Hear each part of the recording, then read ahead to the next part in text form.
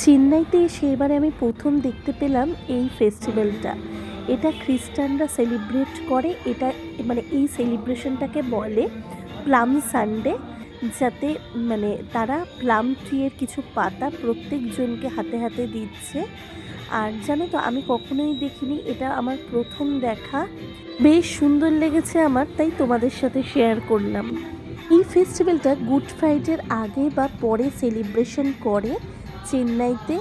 আমি হয়তো গানের কিছুই মাথা মুন্ডু বুঝতে পারছিলাম না, কিন্তু আমার সুরটা বেশ ভালো লাগছিল।